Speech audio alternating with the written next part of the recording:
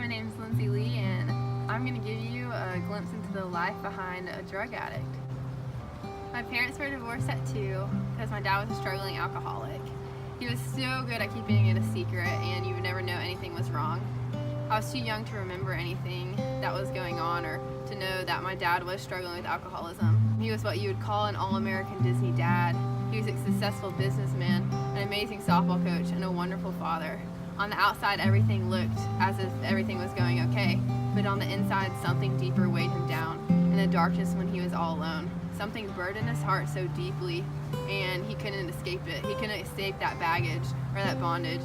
Growing up, our relationship was always strong. He was such an amazing dad, and I'm forever thankful for that. He was in recovery for alcoholism for about 15 years, until one day everything came tumbling down and our lives changed forever. My dad was arrested September 17th, 2015 for possession of methamphetamines. What he did was wrong, it was uncalled for, and I was beyond angry. He was the prisoner, but I felt like the one trapped. There was a constant burden weighing me down. I felt like no one in my life could understand what me and my sister were going through. It was a reality that my dad was in jail, and we had to walk through it and we had to live it. No one could understand, no one could comprehend what we were going through, and it was tough. I would look out at all these other families and I would be like, wow, their family's so perfect, and then I would look back at my life and our relationship with our dad, and all I saw was brokenness and darkness and embarrassment.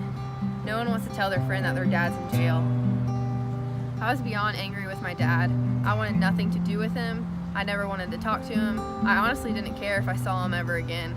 I was so hurt and so broken, but I was so good at putting on a fake smile, seeming as if everything was okay. But when reality hit, I was hurting so deeply, and my heart was aching so heavily. I built up walls in my life, and I became so numb to the pain.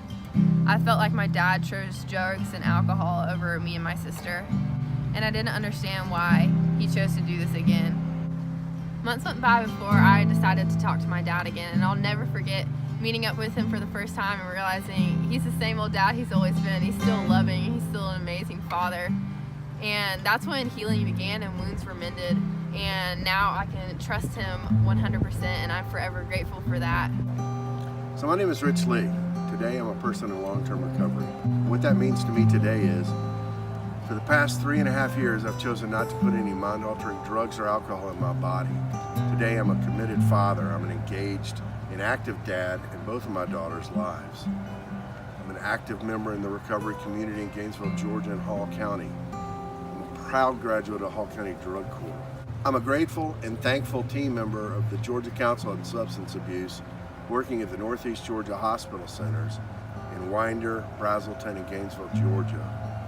I work with an amazing group of people who deal with people in crisis states. This is what happened to me and how I got here today. Alcoholism and drug addiction started at an early age for me. I recall the first beer I ever had was probably around 12 or 13 years of age. I was with my dad after doing some yard work, and he said, "Hey son, you want to try a beer?" And I was like, "Sure." Tasted good, didn't know what it was, enjoyed the flavor of it. Never had any again until my freshman year in college. I was going through Russian fraternity parties. From there, it went on into, my early adult life. Then I got in the bar and restaurant business, and believe it or not, I felt like I was paid to drink. People don't understand about drug addicts and alcoholics is there's a reason why we do this. It's not fun to be a drug addict. It's not fun to be an alcoholic. All you want to do is stop. But there's a reason why we start. And it normally comes from things like depression, loneliness, fear, anxiety, just being left alone in life. We don't know how to cope with things. So what happens is when you start to drink or do drugs, for me, the drinking is what took over for me because it took me away from all the things I had to think about in life. My mother was killed at an early age. She actually died from alcoholism and drug addiction. I had to testify against her in court when I was 5 years old. I think I was 5 or 6 years old.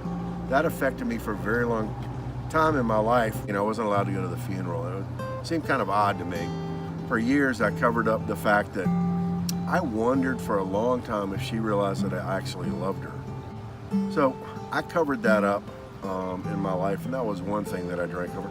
So I had a successful stint for a while. I had about 15 years in recovery. On the outside, I was a person that everybody wanted to be. I had the really fancy business card. I dressed nicely.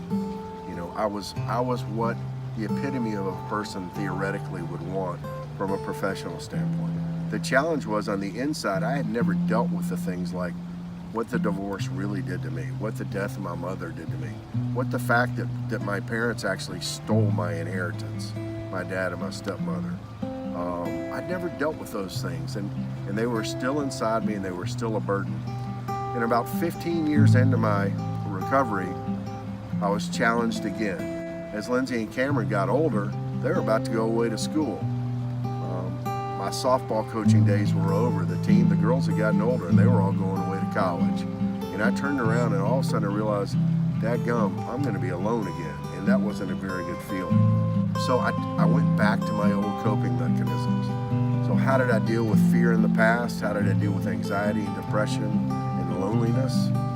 I started drinking again. The drinking then led to drugs. And the drugs got me in a lot of trouble for a lot of different reasons. Basically, I surrounded myself with people that I knew I could get drugs from and I could drink with, and they would be fine with it. So we started from there. There's another thing that occurs during addiction and alcoholism for the addict and alcoholic themselves. We don't realize the impact we have on our family and friends. We feel like in our minds that the only people we're hurting are ourselves. And it took me a long time to realize I'd hurt people around me, and I didn't know it at the time. Healing for me started on day one once I got arrested, because that day changed my life forever for a positive thing. I'm thankful that I got arrested. Not many people can probably say that in their lives. It saved my life. It got me back on the right track. So I went into the Hall County Drug Court program. So basically I was a prisoner in my own house. Had a lot of rules and regulations I had to follow, but it was the best thing I ever did. I met the world's greatest counselor, and she had me write letter after letter to people who had passed away, people who were still alive, that I never sent.